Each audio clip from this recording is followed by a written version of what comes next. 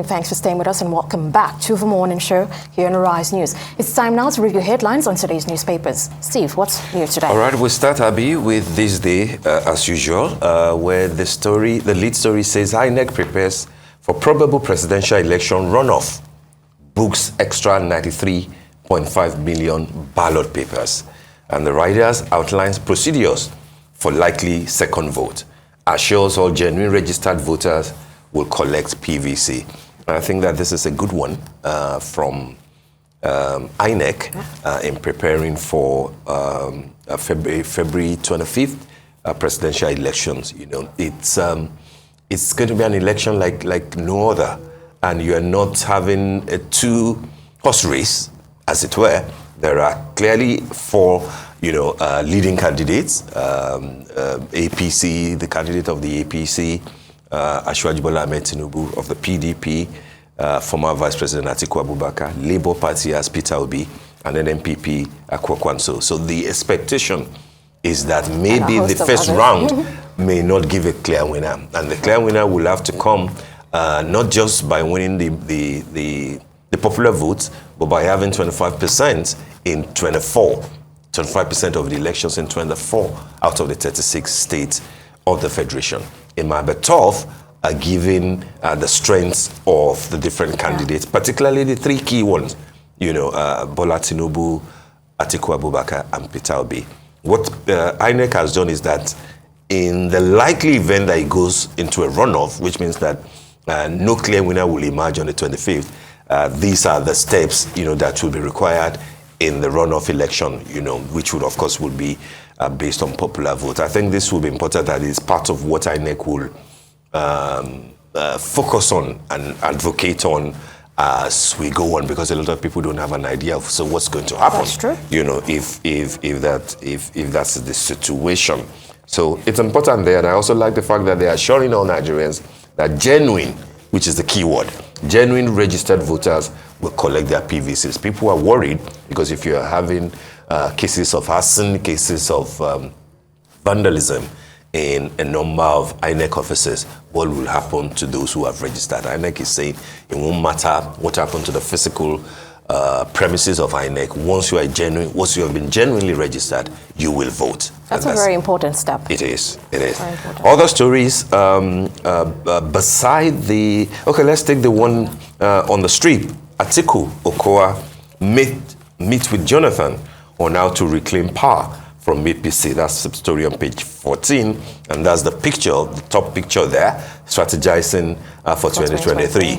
As you know, President Jonathan was, he ought to be the leader of the party, of the PDP, but we know that he has taken the backseat more or less, so much so that people, were insinuating that maybe he's not fully involved in the PDP project and in the, in the candidacy of Atiku Abubakar, who is a northerner and a Muslim. The expectation was that power will move to the south and that it was not going to be negotiable, to have a Christian southerner succeed President Muhammadu Buhari, who's a Muslim northerner.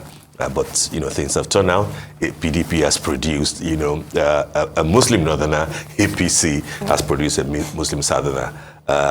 NMPP, a Muslim northerner. Only Peter Obi of the Labour Party, you will imagine is the only one that's, the Labour Party is the only one that says, power or to move, naturally. So how much influence will former President Jonathan have, on the elections, particularly in the South and in the Southeast, where Peter Obi of Labour Party is projected to have a good chunk? What do you think?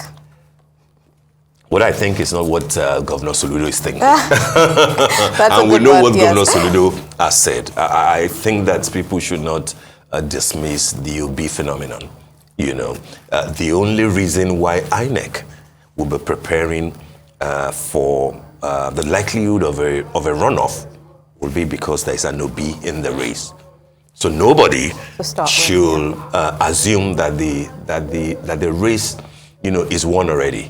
It is likely that there may be a pathway for a clear winner, for a winner eventually, then maybe not in the first ballot, maybe not in the first round. So Southeast, I think that will do very well in those areas. And it will most likely eat into the traditional basis of PDP, which is the reason why you will find Atiku and Okowa is running mate, going to all the key stakeholders like President Jonathan, to say that, hey, you're part of our party. Don't let us see it fail. The strategy begins. Continues actually. It's less than 100 days, so they just have to do a lot more. On top of the masthead, US returns another $20 million Abacha loot to Nigeria. We keep saying the generous giver is still the gift that keeps giving. I mean, shouldn't we be thankful in a way? We don't have a choice, in a way, because there's so much more coming. I imagine to General Abacha, but. Under $20 million, let's hope that it will be used judiciously. What's a good use? On top of the window, IMF, Nigeria's fiscal deficit may widen to 6.2% of GDP in 2022. Wants government to remove fuel subsidies, tackle oil thieves, reform FX, commend CBN on NPR measures to rein inflation. Any government that wants to succeed, fix these three things, you will see the clear changes in Nigeria. Remove fuel subsidies.